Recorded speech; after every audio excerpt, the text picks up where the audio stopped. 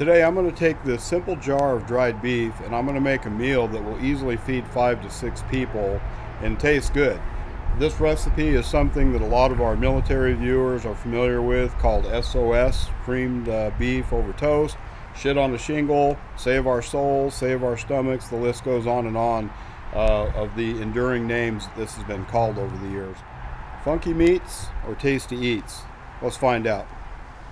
Most of the complaints you hear about this dried beef is how salty it is, but we're going to fix that by taking it out and putting it in some hot water and let it soak for a while. And that's a trick that I learned from looking this dish up that we're going to make today from the 1910 Army cook manual. This dish goes back to at least that far. I don't really know the origins of it. However, this has been being used in the military for a long time. Later it was adapted to use ground beef instead of this dried beef product, but going back to 1910 out in field kitchens and so forth, this dried beef product was a lifesaver before the technology that we have today. Additionally, you can make this recipe out of this simple package of lunch meat that you can buy in the grocery store. I think these things are less than $1 for a package, and these are several dollars, but you do get 2 or 3 years of shelf life out of this, where that has to be refrigerated. This is 2 1/4 ounces and this is 2 ounces, so they're very close in what you're getting. This is what we're getting out of the jar. It's dried, it's kind of a leathery feel, and there's quite a bit of meat in that jar, really.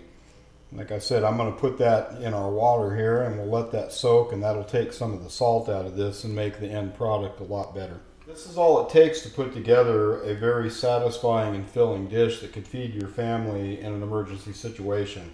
At the time of making this video, my state is being hammered with rainstorms. There are a lot of cities that are experiencing flooding.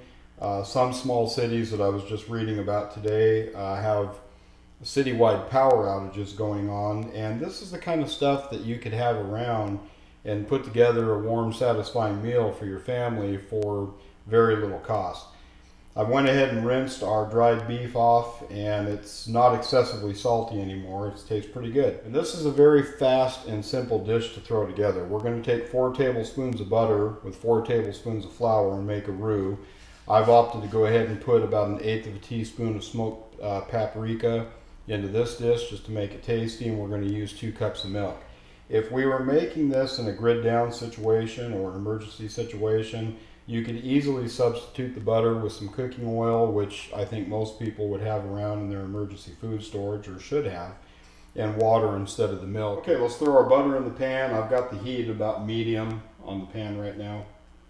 We'll let that butter melt down and we'll add our flour. This dish was also used pretty commonly in the Depression era, also with different types of beef or meat that they could get their hands on, or none at all. Hot dogs or anything would have made do in that situation, and that's one of the reasons that I've titled this video Recipes from Hard Times. People knew how to stretch things during those times, and it could be a situation that we all find ourselves in again.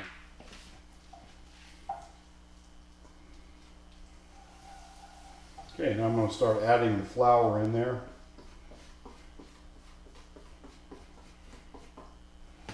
We're going to let that cook up a little bit till we get a little bit of a light brown color to it.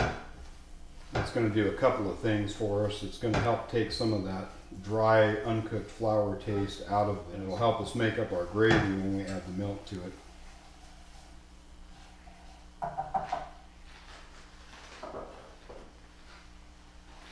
Okay, I'm going to take our 2 cups of milk and we'll slowly start adding that in here.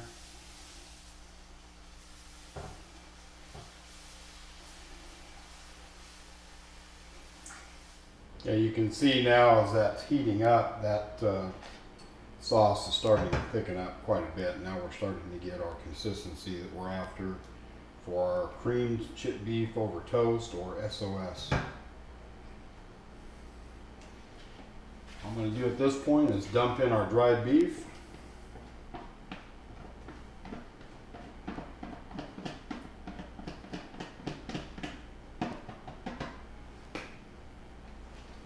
We'll give that a little stir. It'll flavor it up nice. I'm going to go ahead and add my other seasoning that we're going to add in there, our smoked paprika. We probably won't need to add any salt to this. We'll test it here in a minute, but this dried beef is plenty salty. Cracked black pepper is a necessary ingredient in a dish like this. And there we go. It's just that easy to throw this together. Now I'm going to take a chunk of leftover homemade bread that we have, and we're going to plate this up.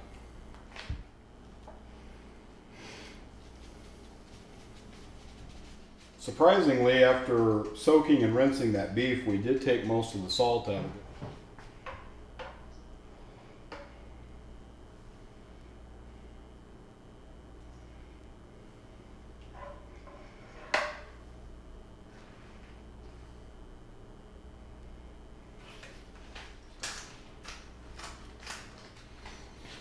I just plated up the 2 servings, but you can see how much is left. We still have almost a half a pan or better full of our creamed beef gravy. So as much bread as you had, or biscuits, whatever you could make out of your emergency food storage, this meal would stretch a long way and feed a lot of people.